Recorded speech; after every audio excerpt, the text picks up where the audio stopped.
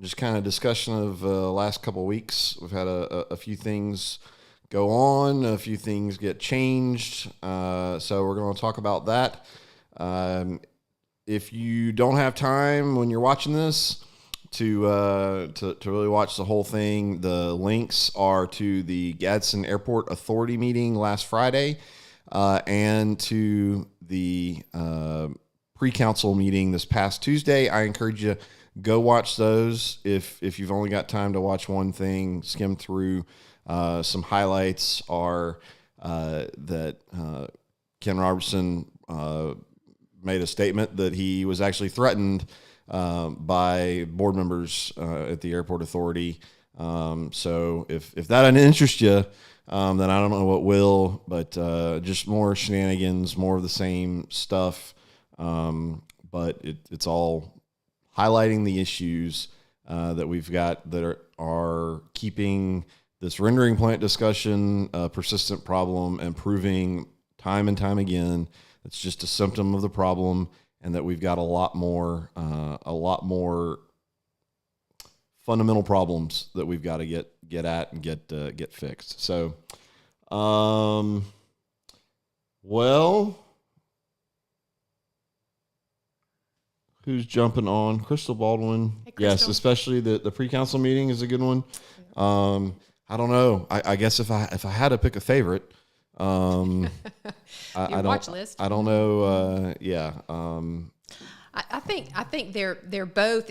It's important. I was sharing with someone this week that it really gives you some context if you're able to watch both, because it's clear that members of both boards are communicating with each other some. So it kind of is interesting to watch them both, knowing that. So yeah, and we're gonna jump into that while you guys are jumping on.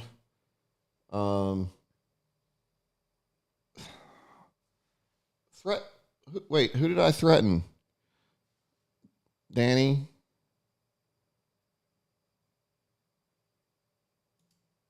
What's he saying?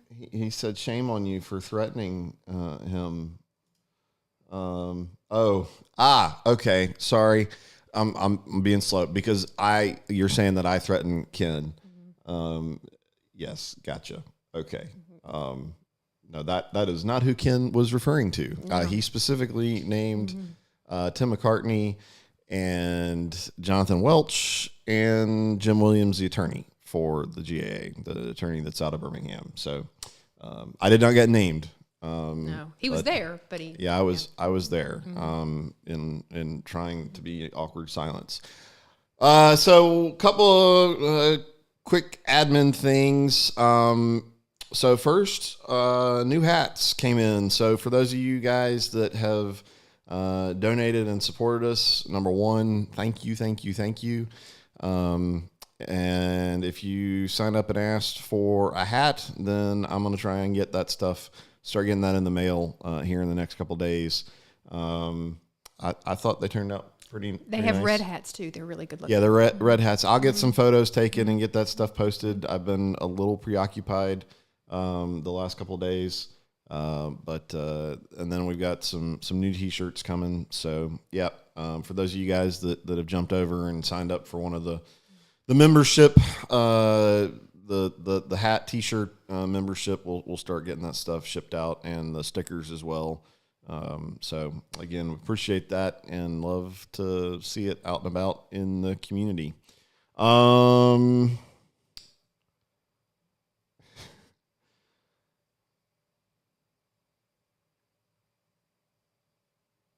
Well, Virginia said we appreciate all your assistance in this situation. You are welcome as always. This has been an odd. Well, I mean, this last week this last week and a half. Standing in the room at the GAA, I know you're a little more comfortable in those kind of situations, where people are, I don't know, saying silly argumentative things. I'm sure you've seen that a time or two in the 25 years of being law an attorney. practice. But this year has definitely taken the cake. There's no doubt about that. and I think that what some people in the group have said on some of the stuff, that the idea of, the city and the airport authority, that if they just say it louder and say it over and over again, that somehow it's going to have a greater effect than what it has. It just doesn't. And a lot of the last two meetings is really more of the same. They're just saying the same thing louder and stronger. Yes. And I know we're all ready for that to conclude and to move on. Yep. I just wish that was the case, but it's still hope. We'll talk a little bit on where we are in the legal battle. So with that, because I know everybody's got nothing better to do at 6:00 on a Friday night. Thank you guys for jumping in and joining us. We'll jump in and try to get through. Obviously, if you've got questions, we'll answer questions as long as we kind of need to. But we've got a few things to throw out there and to cover. Working on who's going to come on Monday, and we're going to talk education. Who's coming? Superintendent Tony Reddick and the chairman of the Gadsden City School Board, Judge Alan Milliken, will be coming. So I'm looking forward to that conversation. If you haven't jumped over and looked at kind of what we've laid out as what we think are some of the foundational issues in our community that we need to be talking about, education is certainly a very solid pillar. And I'm looking forward to hearing from the guys that are living the education world, that are part of providing an education, and both of them have a very long, well, I don't want to call them old. They're experienced and wise in the things that they have done in life, and I'm looking forward to the conversation. It's gonna be a phenomenal conversation. It'll be interesting. So, so without any further ado, we just want to jump in. A couple of big things: the GAA meeting and the pre-council meeting, particularly that happened this last week. You're supposed to have court yesterday. That got continued. We'll talk about that. So we want to kind of give just an update. Kind of feel like there's been enough that's gone on. And as Christie talked about, and we'll get into deeper. Let's make sure we've got some context with some of the information that's being put out there. And as you watch those videos, have a little context. I wish there was more craziness or more something with the legal stuff that we could really jump on every day and talk about. But it's definitely not moving fast. Well, in theory, it should be winding down, right? In theory. That's the good news, right? It should be winding down. We should be moving towards resolving this now that we've sort of seem to have moved over to the other side, where we've been pushing the rock up the hill, and we kind of got to that. Now it's rolling down. So it should be going. We should be talking less, because the legal thing should be winding up. But we've just got some more work to do on that, because we're still getting that resistance. And so you want me to dive into what the context is? Okay. Dive into it. So to put the context behind, when you watch the airport authority meeting from last Friday and the pre-council meeting from this week, the context of these conversations about why these resolutions about the rendering plant are coming up is because the judge, in his order on January 31st, where he denied the motions to dismiss, or he basically did, he set them for a hearing, but basically said that that was what his intentions were. He said, you guys need to enter into meaningful negotiations to try to resolve this case. And he really put a roadmap. His January 31st order, which I'm 99% sure is on our page. If not, I will, but I'm pretty sure I posted it, is the judge gave a really clear roadmap on how this case could be resolved, what he saw was a reasonable way forward. And I agree with him. His position was that the parties could negotiate a consent decree, which is just a written agreement. We don't have that yet. We've got them saying all types of things, but in order to settle a court case, you don't do that on a handshake. You put it in writing. I mean, Judge Day, specifically said, and that them voting down the proposal does not meet the legal in his requirement. order. He said he goes, opposition, you're right. It's not enough. What they said that they rejected a proposal only. They could come back next week and you need a written consent decree, a settlement, something in writing. But again, that's just logical, guys. I mean, you don't just settle it with the handshake and dismiss all your cases and go home for them to just be able to do it again the next week and you have to refile everything. There's almost 1,000 pleadings filed in this court case, guys. We're at 996. I mean, you just don't. Well, you kind of want to make 4 just so you can get the 1,000th in there. We'll definitely. Do you get a prize? We'll make a little bell go off. But you just don't dismiss that type of thing. And so that y'all get that's not something that's a wild, crazy idea. So the judge said it's not enough. He said, here's a roadmap.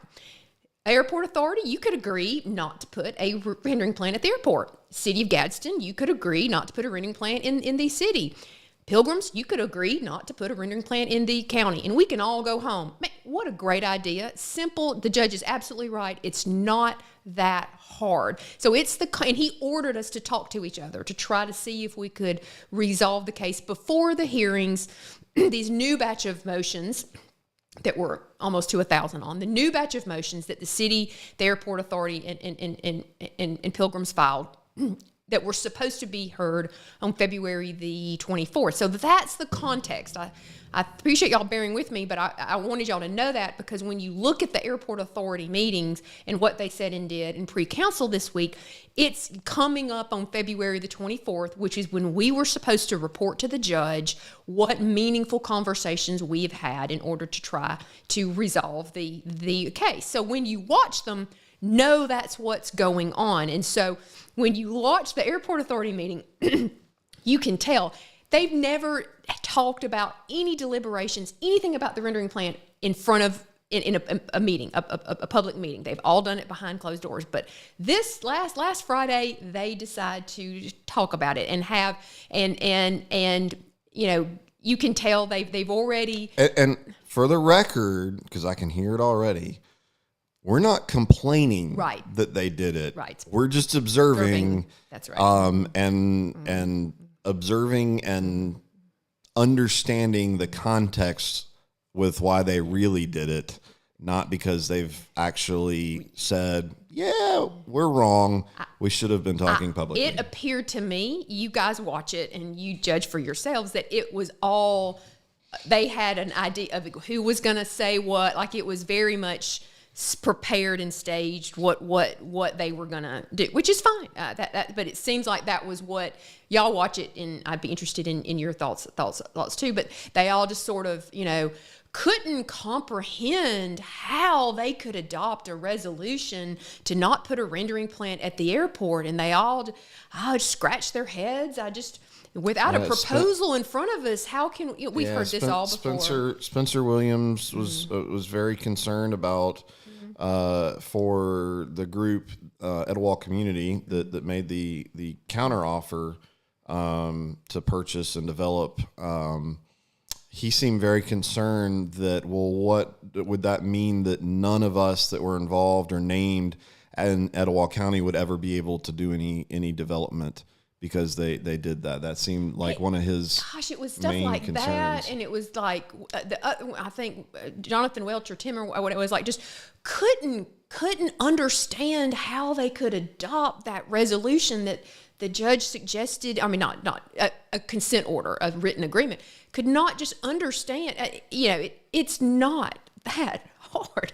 I mean, it's pretty simple that you just enter into an agreement that you won't put a rendering plant at the airport. But you watch it, they spent a lot of time talking about why they can't do that and the roadblocks to that. But they did adopt a resolution where they agreed they were not considering one. So, which really didn't move the ball any closer. Yeah, I mean, that sounds a lot like even before there ever was a proposal when they said there was nothing going on, even though now, of course, based on all of the documented evidence, there was plenty going on without any proposal that existed. Yeah.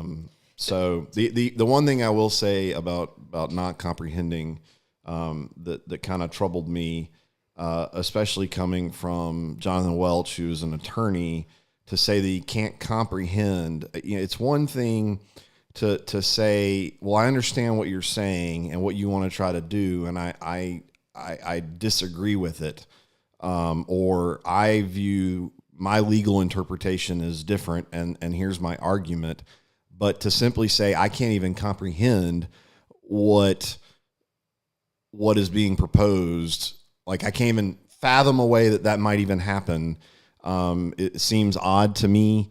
I am not an attorney, so but just as a layperson listening to that, I would want an attorney that can comprehend the opposition's argument so that they can better argue against it. So again, I'm fine if you disagree with us, or if you disagree with the opposition, or like that makes a lot more sense to me than this concept that like you can't even fathom the verbiage or the wording, or like you couldn't even remotely dream up a way to do that. And again, maybe I misunderstood, and I am.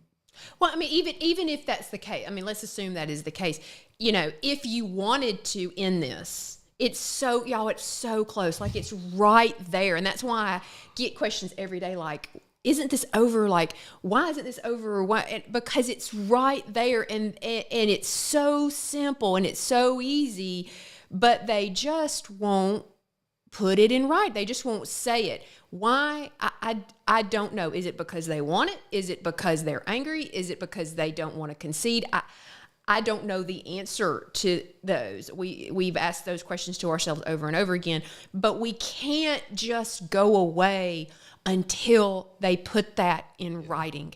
And because we are knowing what we know and going through what we've gone through, we would be crazy to do that. So as much as we want to just drop it and go home, we've got to persevere. We have to finish, and it's not unreasonable to ask that they put it in writing. So Danny Stearns brings up something that I think is kind of good to jump into with some of the concern as it continues in the verbiage that they're using in both of these venues.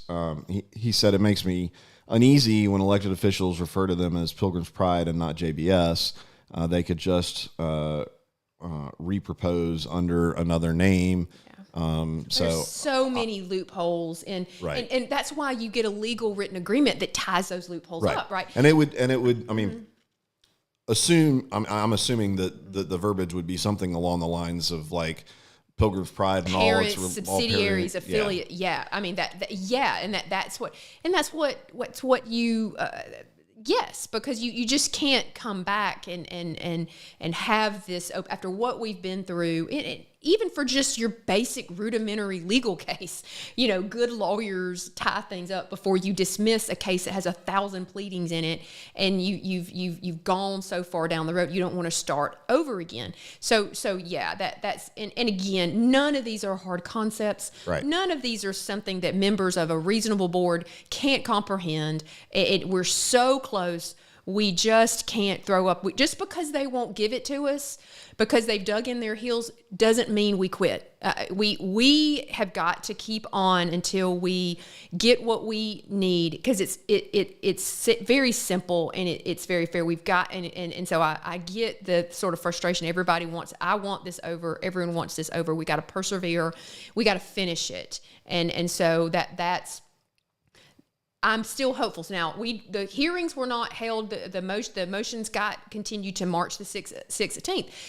The hope is we can still communicate. We are still reaching out. We're still trying to get there. So that's not to say that that we can't get that. We don't have it yet. They didn't do that on Friday. You heard some of the sort of nonsensical dialogue. That's what I keep calling it. It just doesn't make any sense. But we're keep fighting. We're going to keep seeing if we can get what we need out of the airport authority. So I am going to interrupt with a little conversation, dialogue that seems to be going on in the comments. Robert Smith Appreciate you joining in and sharing your thoughts. And I'm not going to bring it up on the screen because you did use a little language that I don't want to throw in these videos.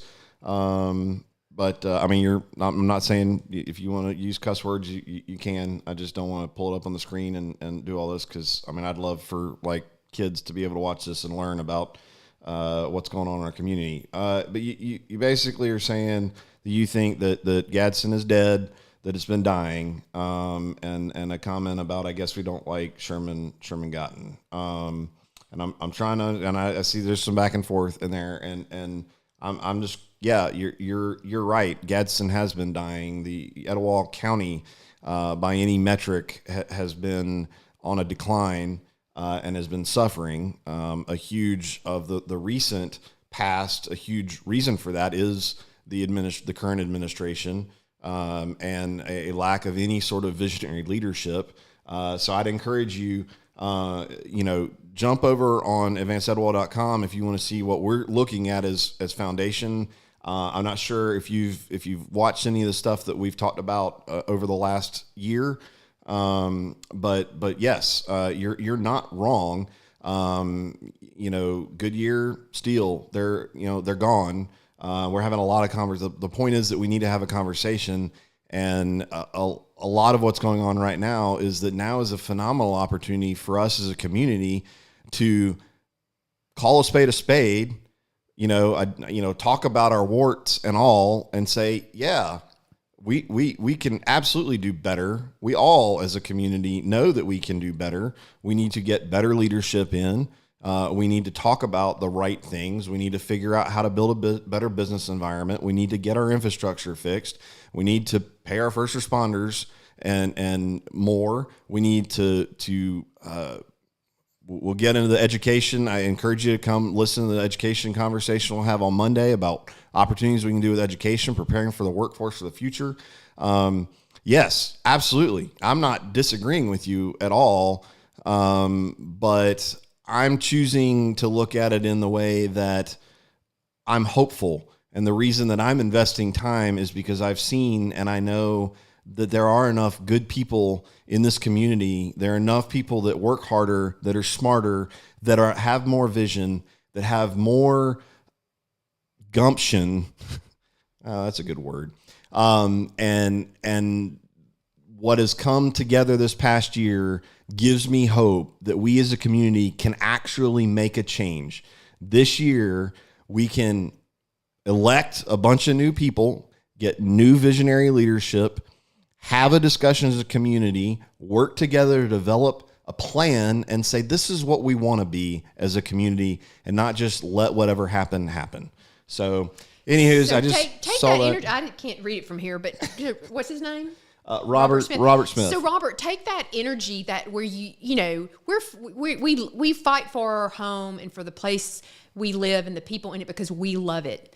All right, and so I think you're probably coming from that same place too. But the way you fight for it is you fight from a place of how do we move forward, how do we improve where we are, and you take that fight and you do it from a place of that heart. And I know that you have that. So I think that's what we've talked about. How can we come together and call it like we see it? We're honest. We don't act like it isn't what it is. We don't just act like everything's okay when it's not. But then we talk about from place of the heart, from the place to improve the place that we love. How do we fight for that in that way? And this group's done that. We fought for the past year, and I feel confident that we'll continue to do that as these elections come, and we get some great leaders hopefully in here that will help fix this. Mm-hmm. Anyways, I hope, and I see you got a comment about you love Sherman Gotten and that he's a good man, and I don't know him personally. All I can form my opinions on is the actions that I've seen, and I've heard those discussions over and over again, And so what we're talking about too, and we're about to launch into the meeting that the city had on Tuesday, it's not personal so much about, it's not, even though we're talking about what certain people did and didn't do, you can think, that's completely, whether you know these people or not, but what we're not trying to personally say this or that. We're talking about what the city's done and what we can get leaders in there that can maybe, if that's not what the direction is, go in another one. And the last piece on that rabbit hole, and I appreciate you bringing it up. I mean, sharing your thoughts. I mean, that's good. That's what we need to have as a community. The last thought I'll have with the comment, and I've heard that a lot over the last year. He's a good man. And it's not just Sherman. There's other people that are involved in our political system. Oh, they're great guys, and I'm there's a lot of that I wouldn't argue at all that there are good people that are involved. But I would argue in some cases we need to have the tough conversation because we are a small community. We've got a lot of good people. And there are a lot of guys that are deacons in their churches that, serve with the Boy Scouts or help the homeless or whatever other metric you want to use to determine that they're a good man or a good person.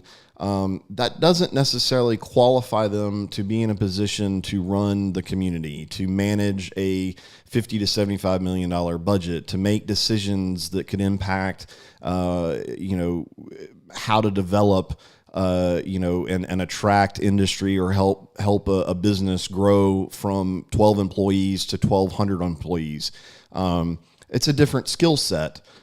So, and it's tough. I've heard people talk about, oh, well, I can't believe you'd throw away my friendship because you'd support this person or this person. Like, I don't see how, especially if you're remotely involved with talking about politics in Gadsden and Etowah County, everybody knows everybody, and everybody really should be at least friendly towards each other. So, of course, that's really hard, and I get it, but we can't just support people just because, oh, that's a good guy and I've known him all my life. We need to ask the question, well, is that the guy that should be in charge of running the community, of managing and making decisions? And you may feel like Sherman is, I'm not saying that you don't think that Sherman is more than qualified. I don't know.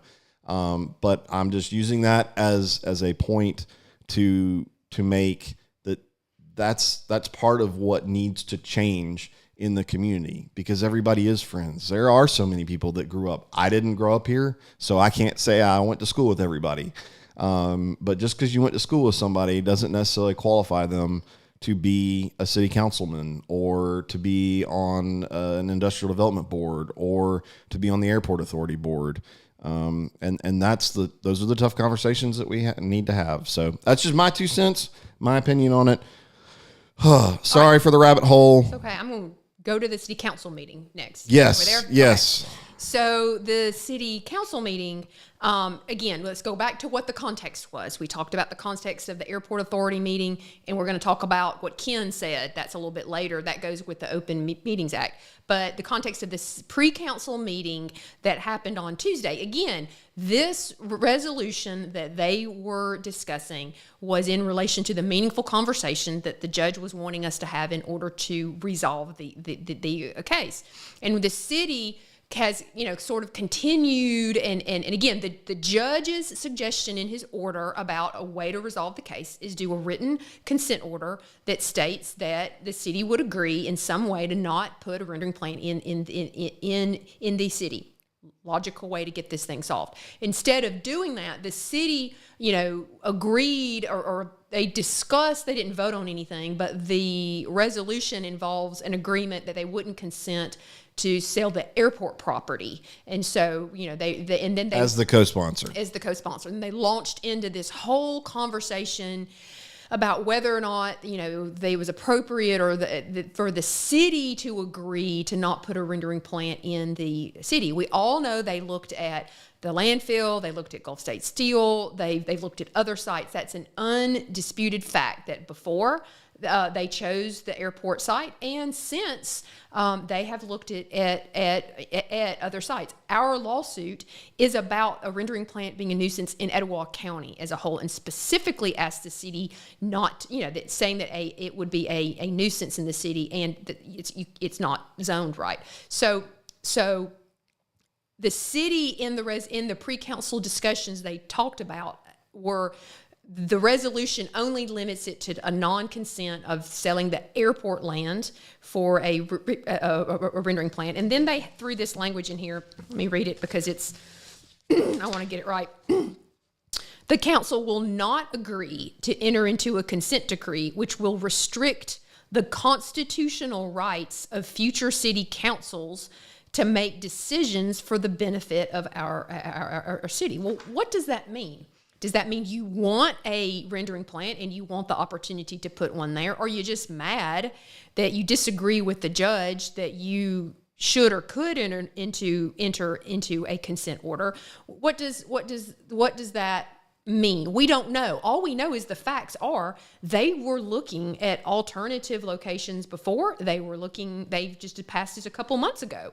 We know that they were, that they were looking at other places. So again, the idea that we just dismiss our case, when the city is saying we agree to not sell the airport property, but we will not agree to tie the hands of future, councils to do whatever they want to do.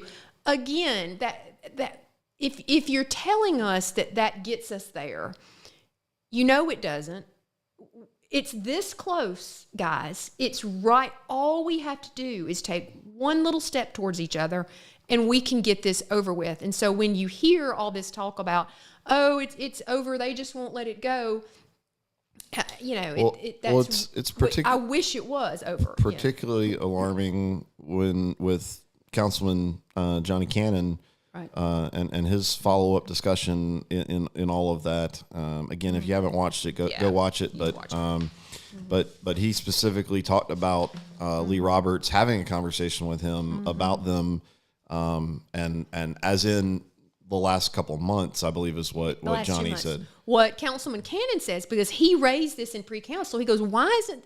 I'm not saying exactly, but his point was, why is the resolution limited to the airport? Why is the resolution not the city as a whole? Because I know you've been talking to the attorney for the city. I know you've been talking to other to Pilgrims about maybe putting it at the Gulf States steel plant, and Lee Roberts said no, that's wrong. But it whether or not that's right or wrong, that echoes the concern that not only we have, but that Councilman Cannon expressed. Wait a minute, why doesn't this agreement include the whole city? Why are we limiting it to the airport? To which the city attorney said, all I'm concerned about is the airport. And again, that it doesn't get us there.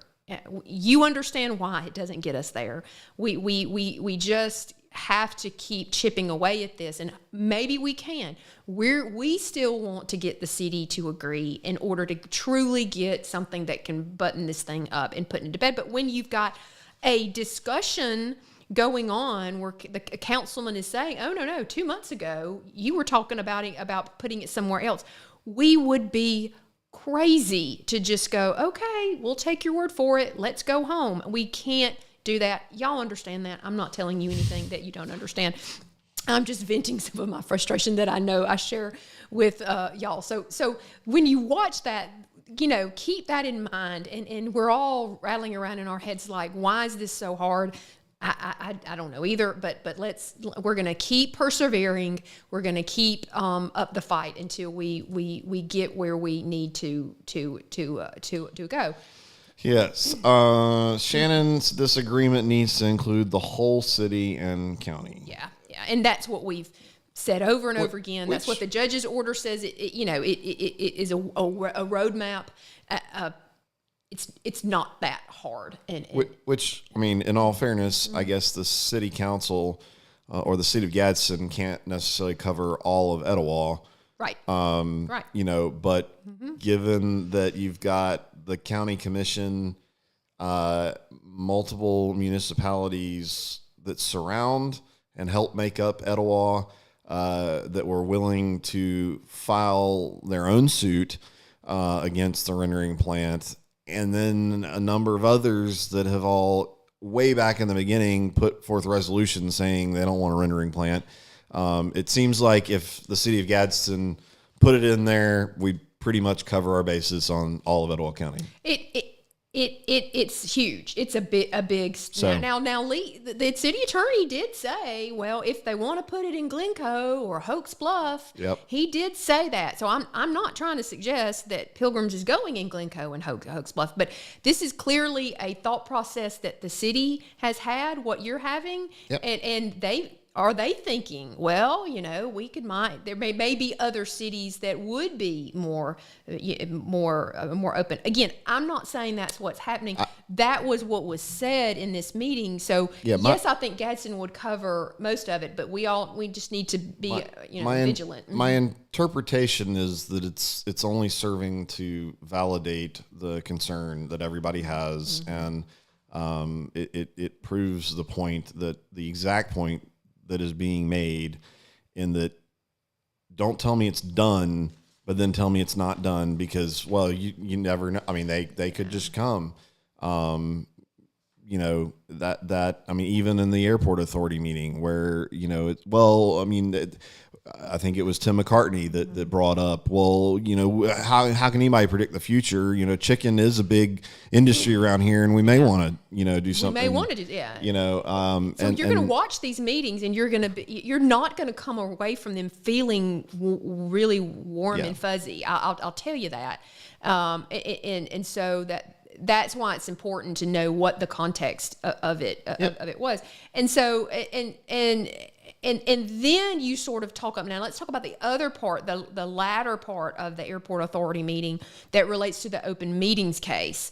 If you remember, there's the open meetings case that's pending related to these executive sessions and these deliberations, that the allegations that we've made is that the Open Meetings Act has been violated. And Ken Robertson spoke up at the last airport authority meeting, and he made a statement.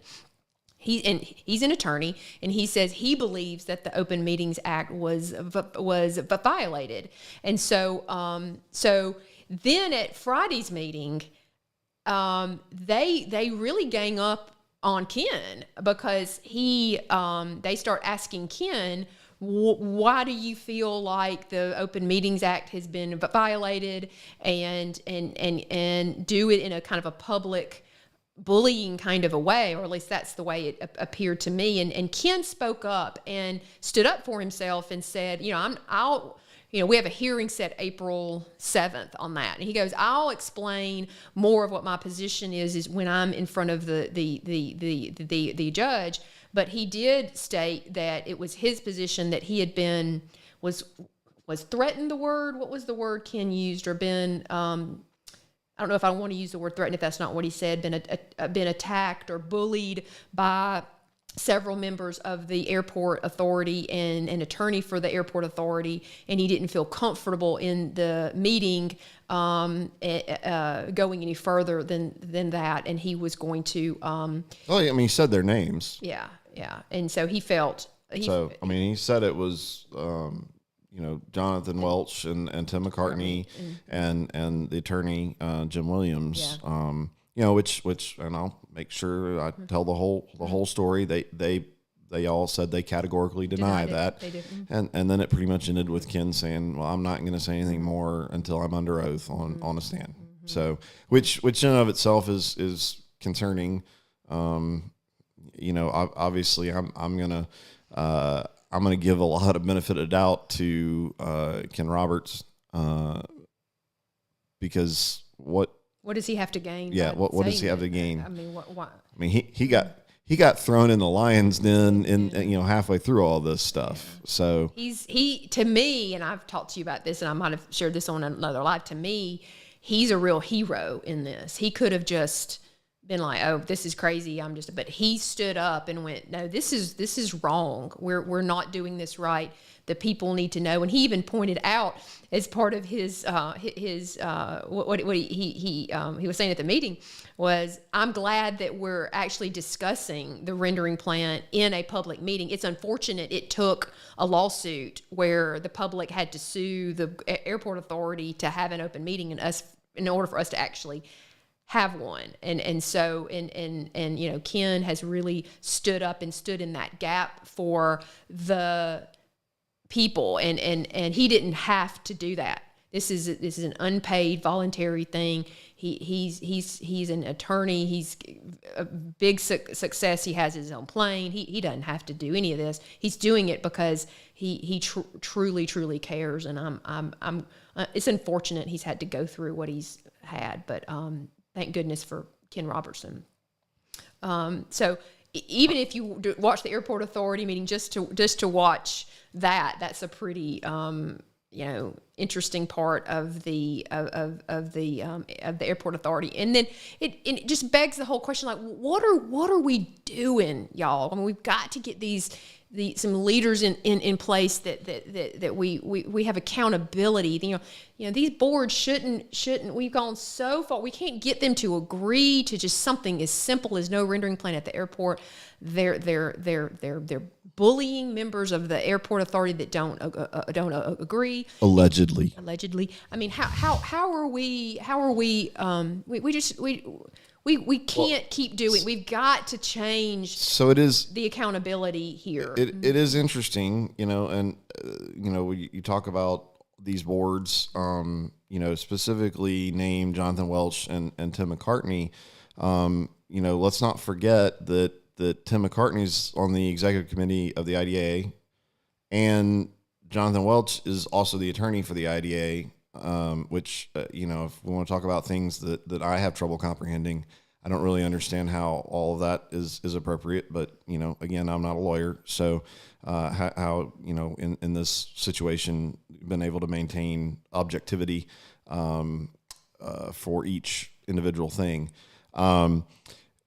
But they're also on the IDA board. So if that behavior, if it is true, if that behavior they feel is appropriate, then what are they doing? And all I can kind of go to as a guy that's not an attorney, and especially as a guy now that I've been through all this for the last year, I am far more informed about things like the Open Meetings Act, and the law that's around this. But if that's the case, if I put myself in Ken's shoes in these discussions, I don't have the extensive legal background that he does to come up and go and say, I don't feel like we're adhering to the law, that we have violated the Open Meetings Act. And so those people that are on other boards out there, that are operating, because it's not, none of this is, again, the airport authority is a symptom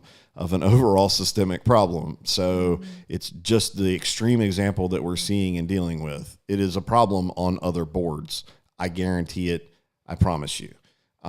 So, for those of us that aren't attorneys, those people that are, good people that mean well, that are trying to do the right things on boards, what do you have to fall back on? And again, hey, we'll see. We'll let the judge decide, and get the testimony out there, and let the judge decide on whether those things actually occurred.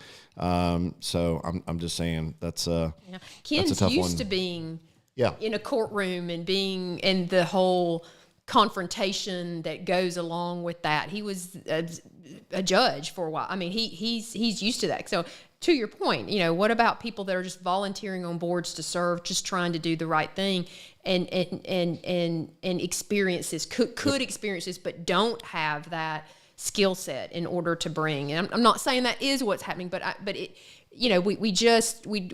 we've got to be mindful that as we look at these boards moving ahead and we talk about where we want to go, having the correct structure and the correct people on them. We're not even talking about it not operate. I mean, this is some pretty serious problems when you look at open meetings violations, open records violations, and rendering plans. So one thing also is that happened with the airport authority meeting that kind of I think got drowned out amongst all of the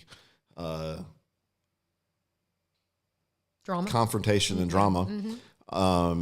Was that it closed out with Spencer Williams, who is the representative for Alabama Power, brought forth a motion, or he brought forth this. Brought to vote about an agreement with Alabama Power about them using the airport for emergency sites, which, I mean, for the record, sounded perfectly reasonable and sounds like a great idea, especially as a guy coming from, being part of running a military airfield, back in the Navy. You've got real estate and property, and basically what they wanted to do is form an agreement so that if they needed to, Alabama Power, when we have major storms, when James Spann is down to his suspenders, the Alabama Power guys can get trucks out and pre-position or run repair work.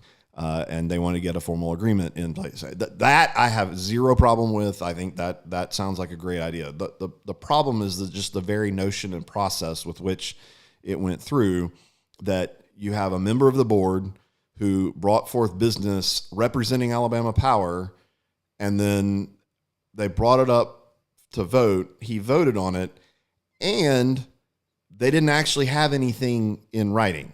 There was no, hey, we'll get it to you later, but they voted on it. Or we'll let the attorney look at it.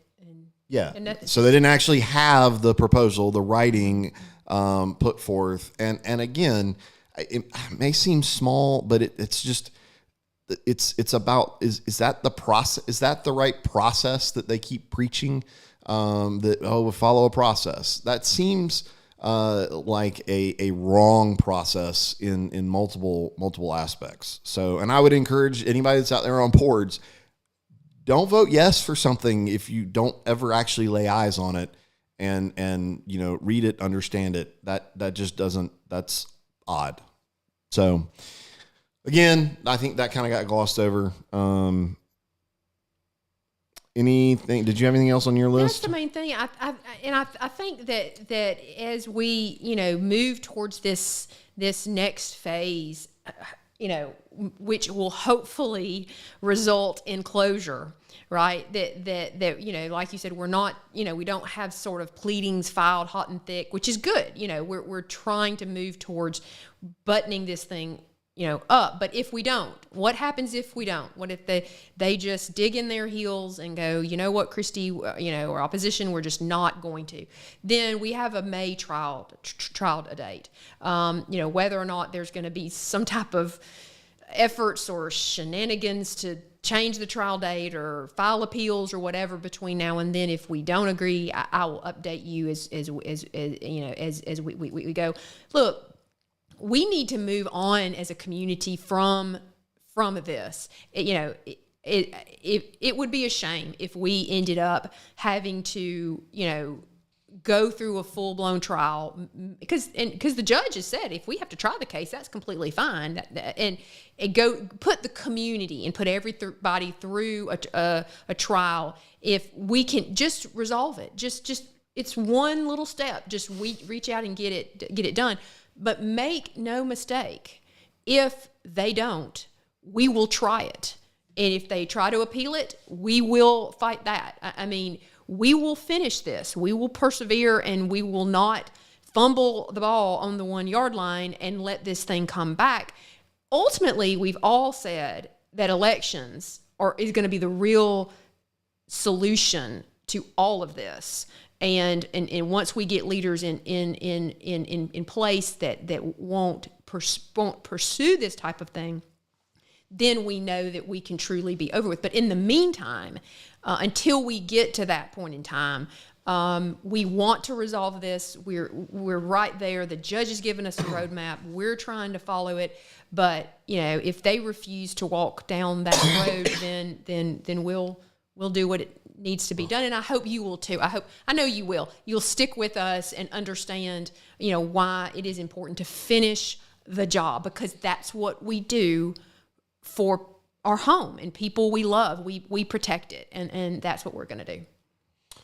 All right, so I'm going to say that's done for the legal stuff. We have covered all the stuff that we wanted to get out there and talk about on a Friday afternoon.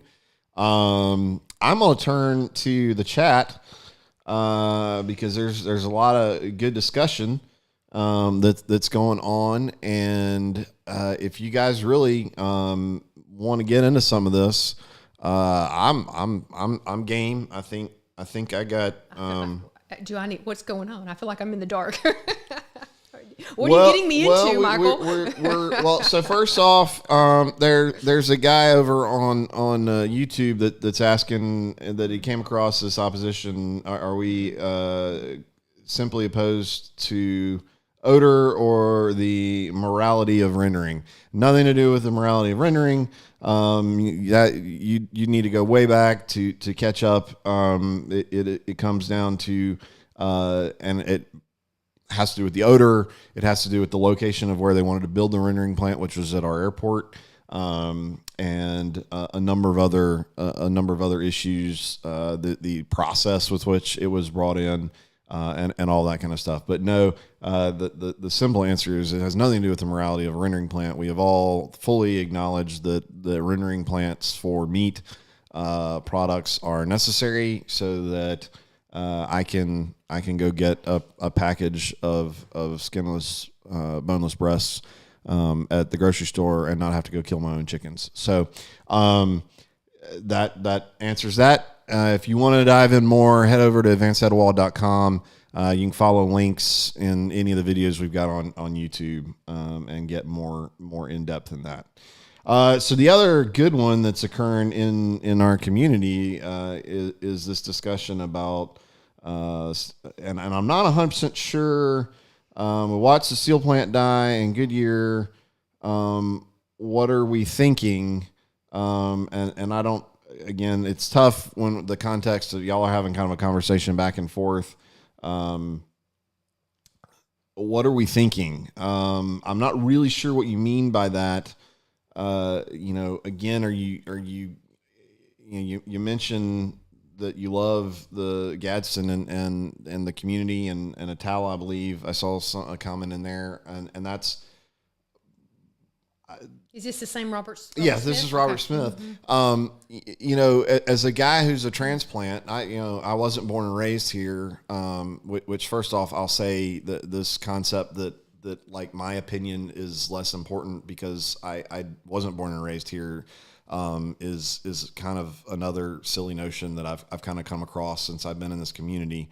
Not super prevalent, but certainly that seems to be. It goes along with the same thing of like, why would I, because I live in Rainbow City, why should I be allowed to talk about what goes on in Gadsden or in Etowah or anything like that? That's the concept, and I've said that very point blank. That's a stupid conversation to have in Etowah County because we're too small. So I'm not really sure. What are we thinking? Is that meant like, why are we trying to be optimistic? Why are we hoping to do better? Why are we hoping for change? I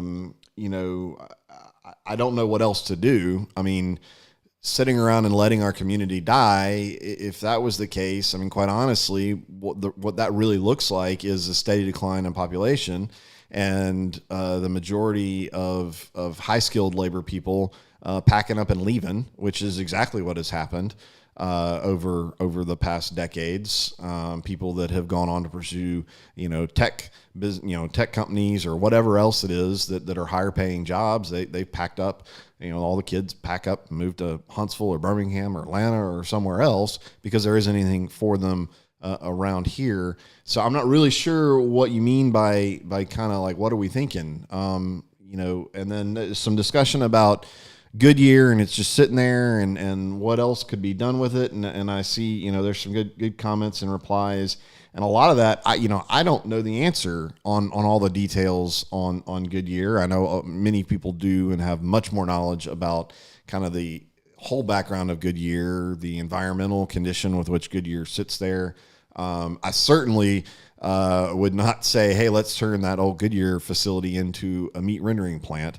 That would be horrific to have down there. But yeah, that is definitely a conversation we need to have as a community, and what that relationship. If I understand it correctly, and I could be wrong, but there's an issue there with the cost. Like basically, that Goodyear's not willing to invest into cleaning it up. So it kind of comes down to it's cheaper for them to just have it sit there than to try and repurpose it, and it would be extremely expensive for someone else to come in there. But I don't know all the facts on that. I know there's conversations, or I've been told there's conversations about other manufacturers or other operators going into that site. I know there's probably people that are watching the live right now that know a heck of a lot more about it than and that's me. And I think that's the opportunity that, hey, those are the kind of conversations as the mayoral elections and these council elections start moving ahead.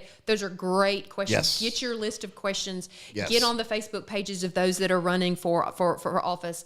Ask those questions, and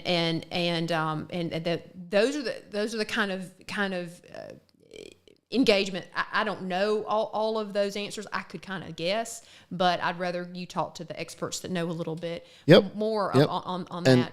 And there's some discussion about moving the waste and where would that go and all that kind of stuff, and that's all.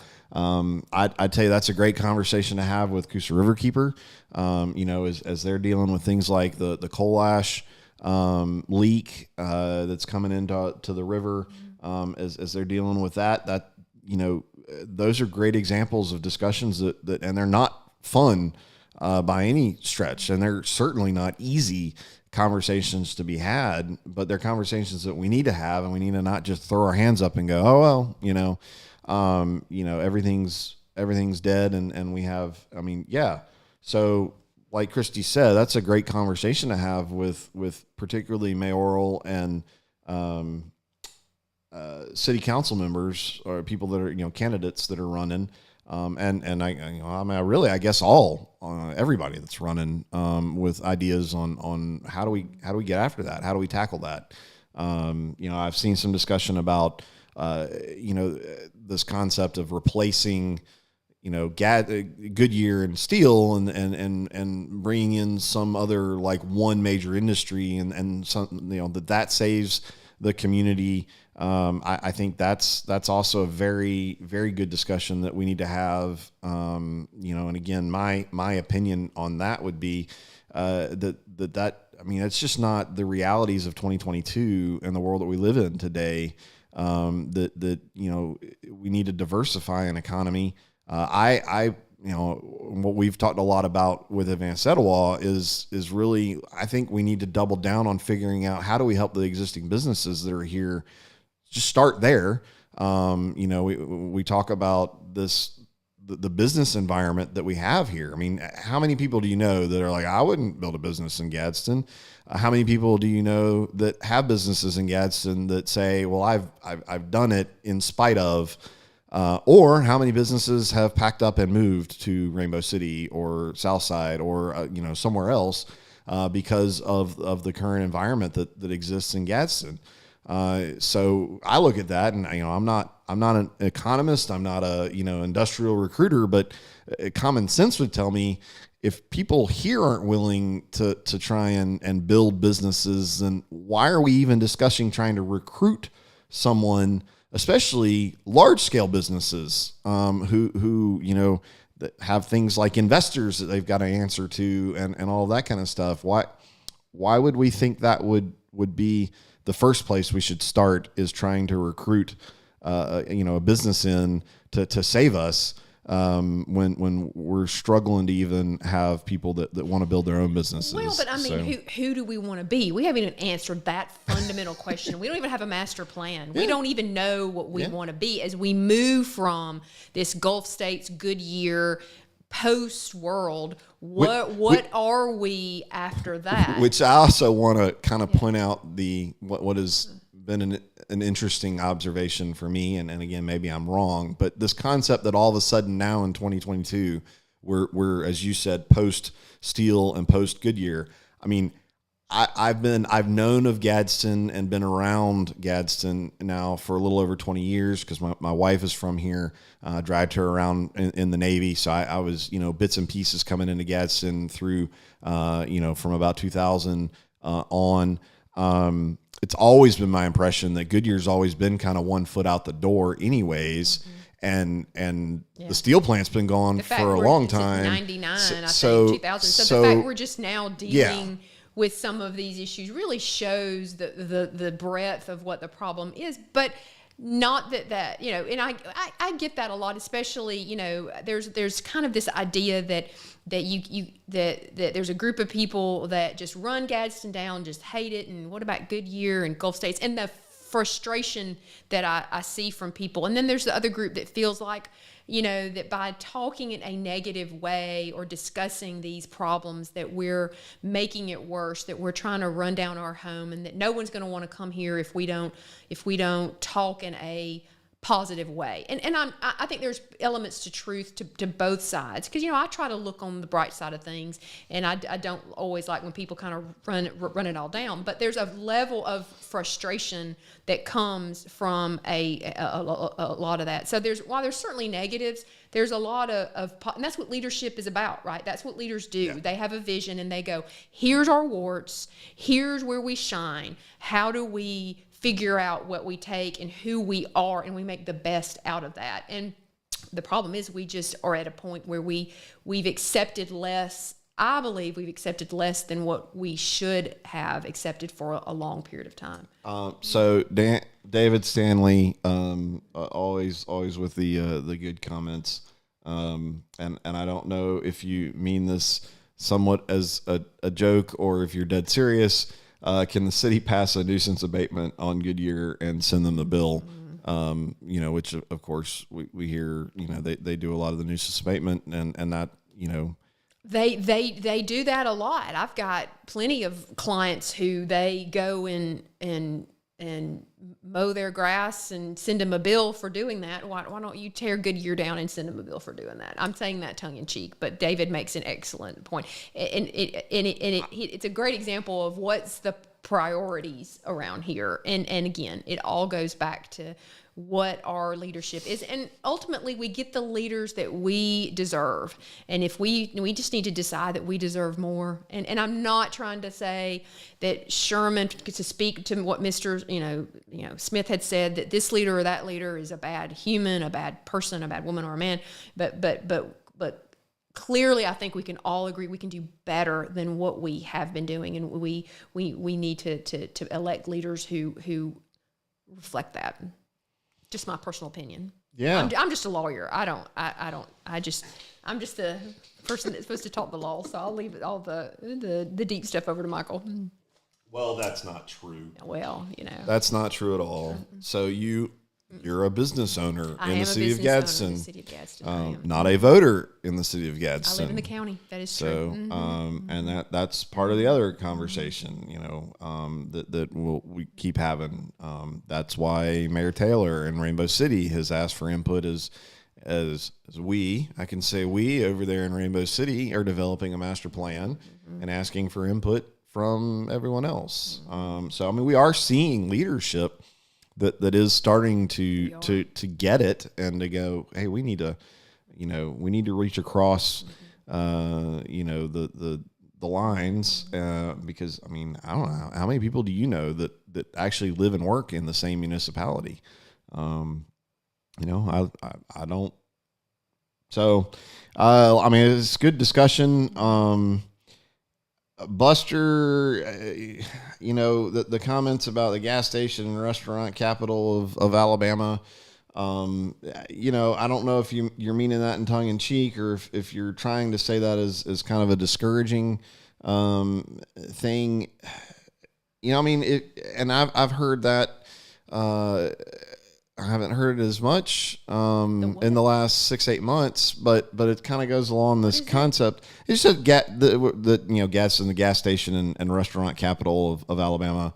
I would probably throw in mattress stores and all this kind of stuff. But, I've definitely had this sense since I've lived here full time, being around a lot of people that have this kind of attitude, like it's always been, it's always going to be, nothing will ever change.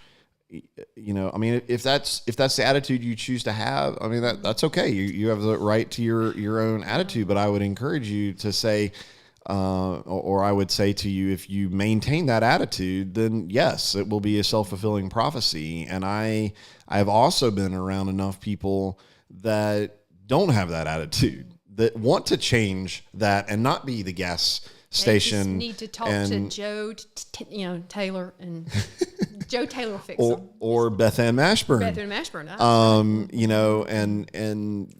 Who's the owner of the factory in the alley.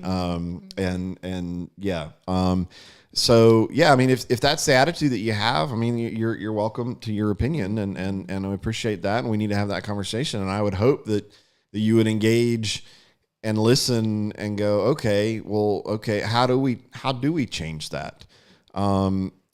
Sitting back and saying that the government should change that the city government should change that, or the city council needs to bring in, and I saw a comment about, they're bringing in the Olive Garden.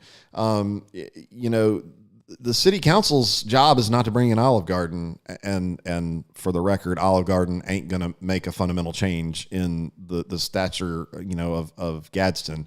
They ain't going to bring jobs that raise the per capita income, which is what we really need. We need good paying jobs. Okay. All right. So you say, I definitely would like to see more. I am listening. Awesome. That right there, that encourages me. And that's why I've invested the time, that I have over the last year and a half. I've sat, in the community wondering, like, is it worth fighting for? It takes courage to have hope. It takes courage to try.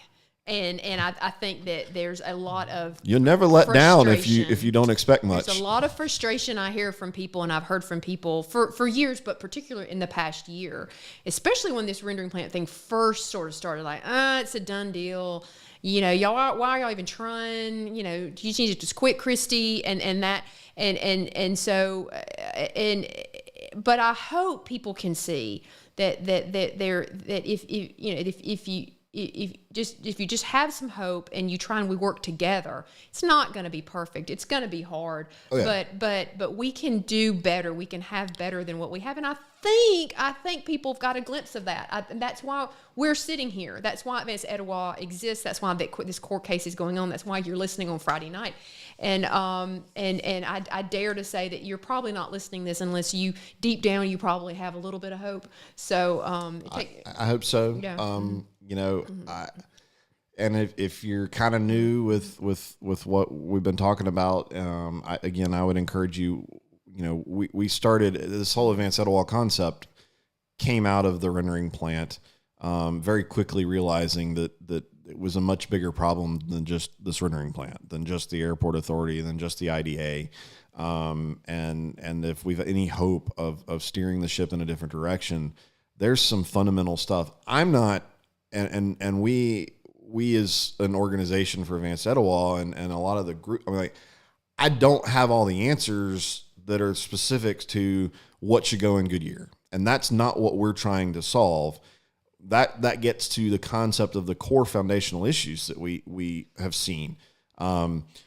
We need a properly structured government that actually, number one, is created and structured under the proper statutes, specifically the IDA. If we're talking about industrial development, that's a whole other conversation that we can have, and we probably will get more in depth on that in a later conversation here in the next few weeks, to to really dig deep and refresh some of us on what we talked about, because the whole concept of the IDA, that's a conversation that we started almost a year ago now with the determination that it's a private entity and that it's not.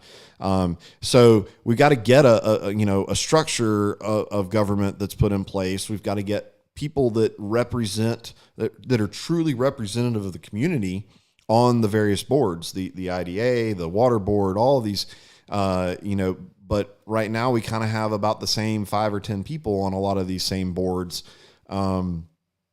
And so now we have some of the city council members. Yes, and now on the speaking of getting the Olive Garden on the Gadsden, what's the name of that board? Gadsden Commercial Development. Gadsden Commercial Development. It's late on Friday. Gadsden Commercial Development. They just appointed the city council members to fill spots on that board. So those are core foundational problems that if we can't figure out how to fix that, go look at the process with which they follow to pass a budget for the city of Gadsden. The fact that they didn't put any money in the budget, the approved budget for the education system that they own. Those are just fundamental things that if we don't fix those, we can never get to the conversation of what should go in Goodyear. And that's the whole point of what we're talking about and encouraging you. Our hope is that we can kind of stop talking because we get those things functioning, that those boards are made up. I mean, we have an airport authority board that now only has one person. This time a year ago, it had 0 people with aviation experience on it.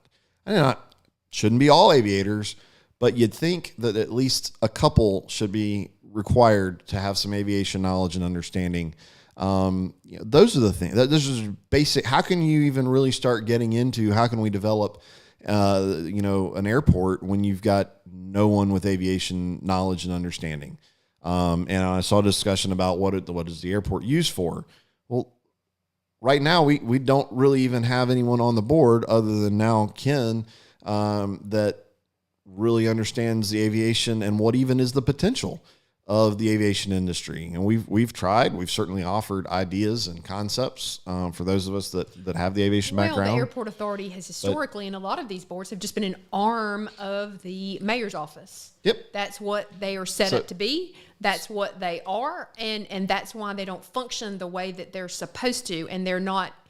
Their primary objective is really not necessarily to advance the purposes for which the board, it's to advance what the mayor's office wants them to advance. And that's what Michael's talking about when you're talking about what that structure is that its overall purpose for the IDA is to do what the mayor wants it to do. And that's what we've got to get in there and change.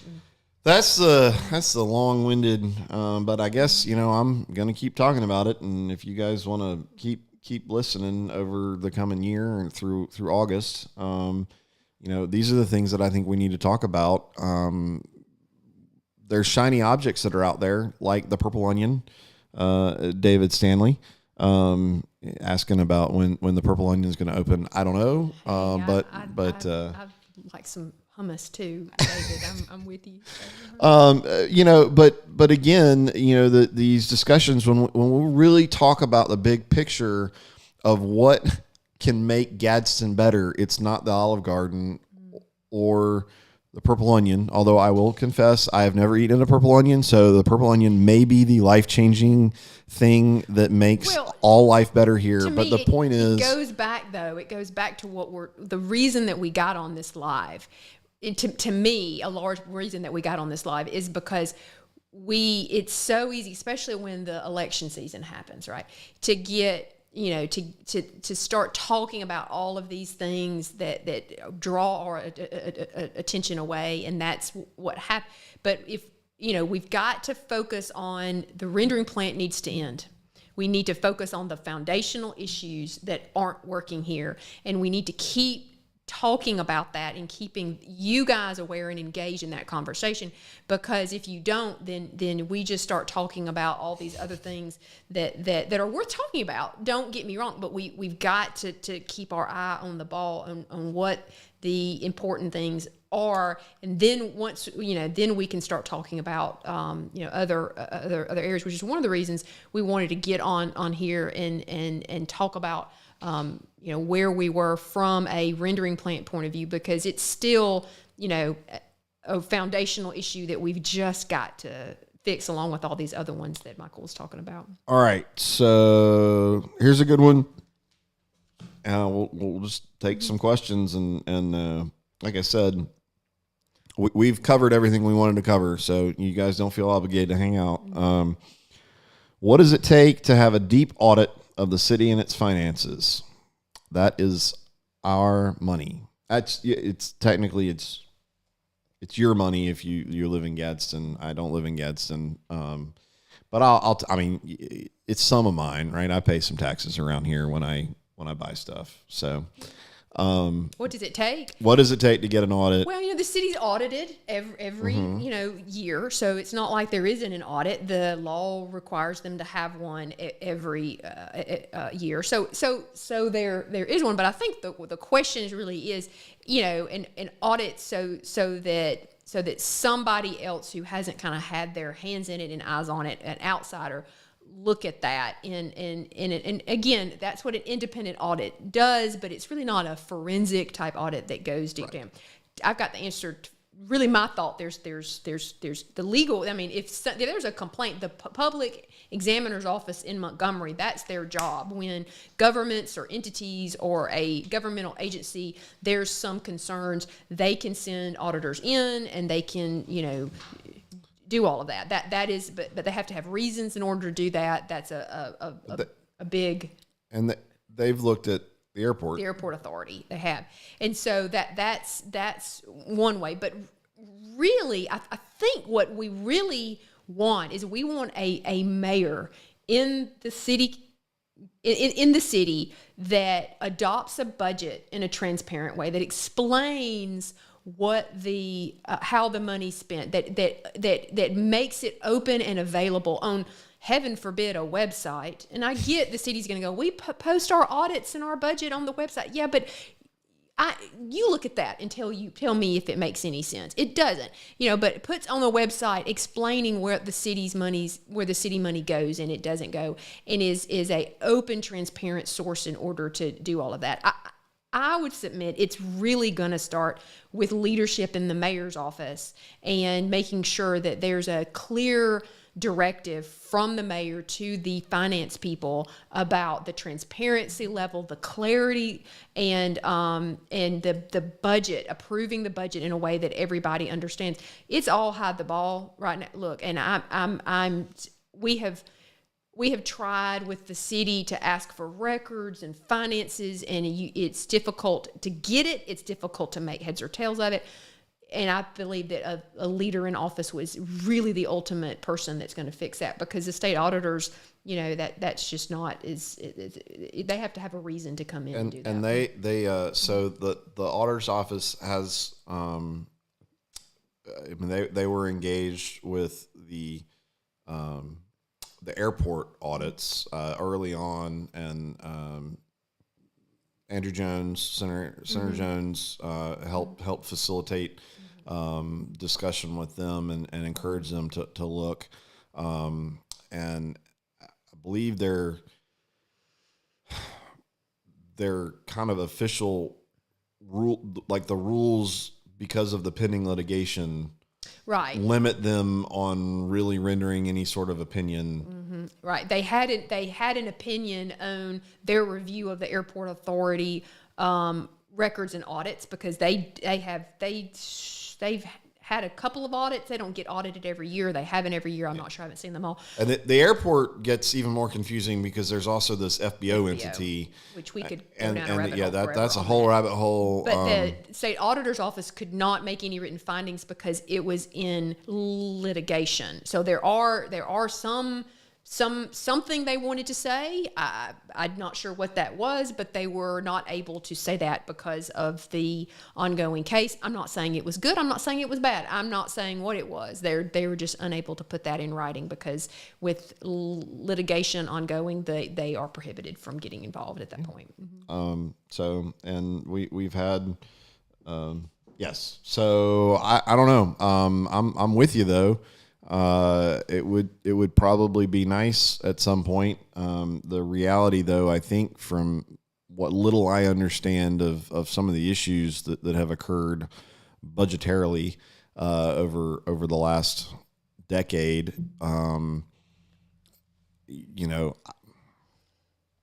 I know a lot of people, are probably screaming that somebody should be hauled off in handcuffs. I don't know. At this point, what I would really hope for is that, as Christie was saying, that we actually have some transparency, that the budget process for I mean, don't get me started on the budget process. I get. Let me say one thing about that, because I get concerned about that. What they did is that the law requires a budget to be approved. The council has to approve it every year. What they're given to approve is about 40 pages, a summary of what the budget, and the council is asked to approve that. But then they develop the real budget, which is about 110 pages. So after the council approves the summary budget. So the budget the council approves is not even the whole budget. The finance office develops the budget after the fact, and it's never approved. It's never resubmitted back. And so you have this budget that really it appears that only the finance department even understands or has even seen the whole budget. Now, it's posted, don't get me wrong, it's on the website and you can see it, but the council doesn't vote on the entire budget, which is, I just can't believe that the council votes on a budget that they don't have 70 pages of. That just doesn't compute with me, but that's what they do. Well, that's how they got a $1 million passed to build a road at the airport before anyone was ever discussing Pilgrims Pride. What they did is they approve a summary of what that has categories, and then someone goes in and plugs in projects like a rendering plant road after the fact. Or they come up with $2 million to build the IDA, a new office at the venue from somewhere. It says enough to me that it's uncomfortable for me. I don't know the law. But it is uncomfortable for me as a guy who, I've been involved with some pretty large scale budgets, and dealing with large sums of money in the Navy,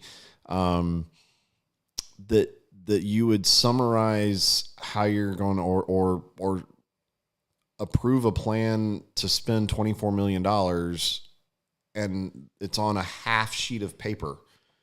My personal budget is multiple pages, just for my household.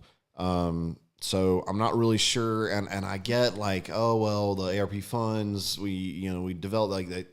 We developed this, but you just kind of, a half sheet of paper is what we need to, and there was no immediate requirement to pass any budget, as I understood it, with the $24 million, to even do that half sheet of paper, and what we're going to do with that. And then there was no real public discussion, other than, Robert Avery got up and rightfully so. He did mention like, hey, I'd like we'd like to be involved in the discussions. And so should a bunch of other citizens probably be involved, or at least given the opportunity to be involved in the discussions of how are we going to spend, and every year, how are we going to spend our money and what it's going after. We said back when that was going on, we're not saying that the budget's wrong or there's a problem or what. We don't know, but we're saying the process with which it is it appears the process through which it's developed and it's approved, leaves out a large transparency component, and it appears the council votes on just a portion of the overall budget in its ultimate form. It may be that everything in there, we would all do it just the same way they had it in there. The point is, there's really not an opportunity to know what's in it before the vote actually happens. Man, it's some airport questions. That's getting my blood going. He won't stop y'all if you start I talking love about it. the airport. So Buster, you're asking about what is the airport used for, and the short answer is it isn't used for much, because it's not had any visionary leadership or anyone running it that has any true understanding of what the potential of the airport is. So Jonathan McCormick, who is has been part of Advanced Etowah. He's the lead employer out there. He has a paint shop. There's another guy that is doing aircraft maintenance for particularly the L-39 Albatross. But Jonathan has clients worldwide. Most of the planes that come and that get painted and worked on are in the U.S., but he does have clients worldwide. And then there's another company that does some additional aircraft maintenance. Beyond that, there's some private airplanes, and there's a couple of guys that live around here that predominantly use their airplanes for business travel. In my background with the airport, there are a lot of people that even live in Etowah County that own airplanes that do not keep them at the airport because of the conditions and the environment that are out there. And a lot of that, when I say conditions and environment, I mean like the atmosphere of the attitude of the people that have predominantly been on the airport authority. And so the better question is not what is it used for now. That should inform us about the misuse and what's lacking out there. What we need to talk about is what could it be used for. There's certainly most average people that don't come from inside the aviation world.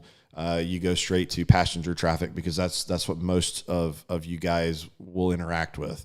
That's a whole other discussion in terms of the airline industry and the costs and the population density and the current status of the aviation world. So I think, to me, talking about like passenger traffic in and out of Gadsden, although I know it occurred in the past, I think that's pretty low on the list, but there's some low hanging fruit out there in aircraft maintenance, large scale corporate maintenance. We're this close to Huntsville. There's a lot of aerospace that goes on up there, a lot of aircraft refurbishment that occurs. We have a lot of really good real estate. One of the discussions we had way back with the 85 acres and the $1 million to $1.5 million that they seemed willing, or that Pilgrims was proposing, to me is kind of a steal on that property, because you've got to understand the value of the length of the runway. I mean, to put it in perspective, you really could land just about any airplane that exists at our airport. Most people don't realize that. Now, are you going to have 747s coming in and out of there? No, that's not the point I'm trying to make.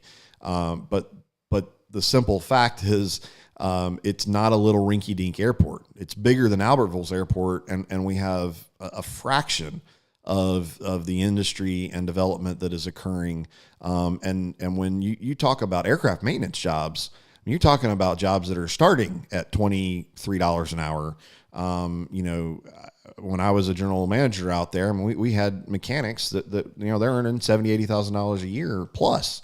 Those are good jobs. We have a lot of aircraft mechanics that live in Etowah County, and they drive down to Birmingham to do maintenance on airplanes.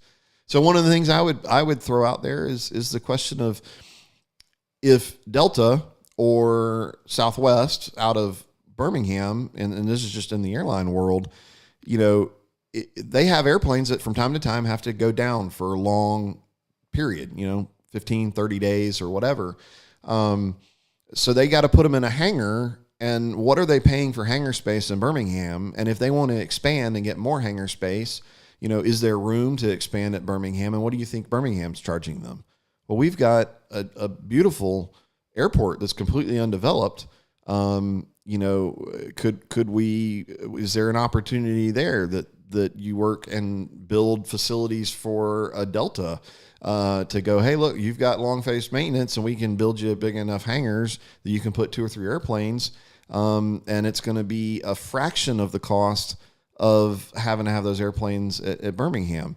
You know, I don't know the exact answers on that. I'm just bringing that up as those are the concepts that need to be, you know, discussed. What other aerospace options are there out of you know, the Huntsville area? And as certainly as Huntsville expands, you know, the aerospace industry, I mean, the demand, I mean, the world is small, airplanes, UAVs, all that stuff is huge in demand right now. You know, if you go look at what the governor has laid out as a plan, and they've made a big push to increase the aerospace capability in our state.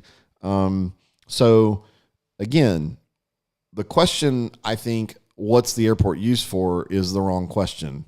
The question that we need to be asking is, what could it be used for? What is the potential that exists out there? It is a phenomenal resource, and we're starting to see, and we've had a lot of discussions about this, and now we've got a lot of people that are starting to understand why those of us that have the aviation background or that are in aviation get so passionate and adamant, because there's a lot of potential out there, and we're not even trying. So anywho's, man, airport rant. Love it.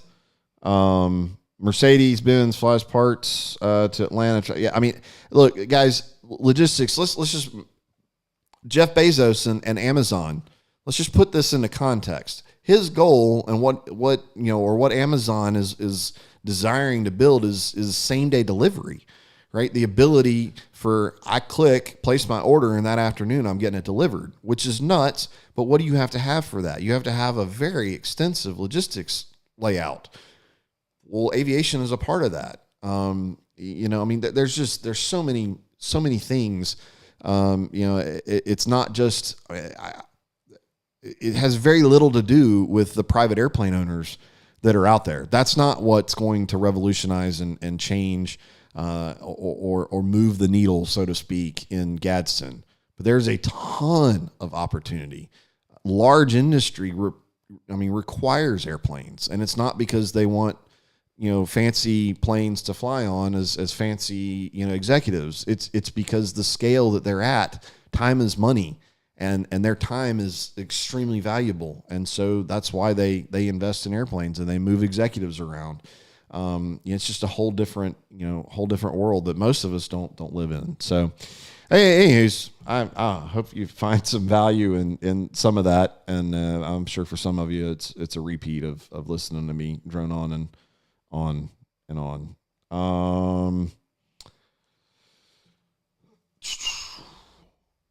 God, I'm fired up now. I was about to say, it's almost 2 hours though, Michael. Yeah. All right. Well, let's get out of here. We're only in an hour and a half. I thought we started at 6. Do we not start at 6? No, we went live. So, anyways, guys, I do think it's definitely late enough on a Friday. We had no intention of this, but it was just one of those, like, there's just enough that we needed to get on here and talk about. I'm glad there's a lot of good interaction and comments going on tonight for Friday night. So stay fired up, stay engaged. You know, it's definitely what we're going to be going through right now is a marathon to get to August. So don't burn yourself out. You know, obviously there's some of you that you've been living in this world and passionate about, you know, change and making the community better for years. And I'm new to the party. She's one that's been working on this stuff and been in it for a long time. But there's a lot of us that are new to the party. There's a lot of us that should have been paying more attention earlier on, and should have cared more. And so it's different now. We have, someone was saying that we've awakened the sleeping giant. And I believe that. I do. I think that and I'm hopeful that it's a new conversation, and I'm excited to see what we're going to be able to do with that. Yep. And with that, I get it. it's hard to stay involved. I was talking with somebody, messaging with somebody earlier today, and it's hard. And so that's why we do this. That's why Advanced Etowah, a lot of what we have become. That's why I built a website where you can go and look at all the candidates side by side, and we're slowly getting that information and getting that built out so that, trying to make it as easy as possible so you can invest a small amount of time to learn this stuff, to get to know the candidates, and get to understand the issues, because it is very difficult. We just quite honestly have not had the media sources in the community to really facilitate a lot of that, and that's a whole other conversation. But that's what we need to do. Pay attention, and of course, if you guys are watching this right now on a Friday night, you're part of the hardcore crowd, and we appreciate you. Keep talking it up. Look at the plans that are being laid out by folks that are running. It's early, but I think this is an odd year, so that may not really be early to start having those conversations with candidates. And I hope that they'll. I've been running some of them down to get some of the questions that I've got for them that I'm going to use on the website, and I've gotten some very positive responses on. I'm looking forward to the questions and looking forward to giving answers, and so I'm looking forward to those conversations. And I'll leave you with we'll be talking the education system, specifically about the Gadsden City school system. And just the education needs of the future, the education, not trying to point fingers, and that's not the conversation I want to have on Monday, and badmouth anybody. That's not productive. Certainly identifying the problem is productive, but really talking about where do we want to go, what needs to be done, what are the things that we as voters need to understand from the people that live and breathe the education system every day, at our level, at our practical level in the classrooms, how do we build an education system that attracts people to want to move here, and then how do we also build that education system so that it prepares our kids to be a part of the community of the future. Because, we've got a lot of rapid changing things in this world. So, anyways, that's what we're going to be talking about Monday. I think about 11:30 we'll be on, if you can make it around lunchtime.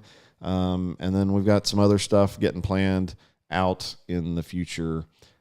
Thank y'all so much. Y'all have a wonderful Friday night. I hope this isn't all that you do on a Friday night.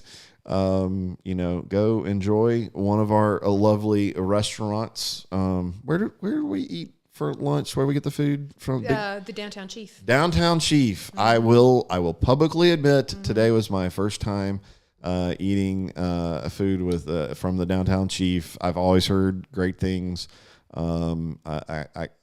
I polished off the mac and cheese just before we jumped on here. Good stuff. So I enjoyed it. And that is one thing I do love Gadsden. We got some good restaurants around here. Downtown's got some.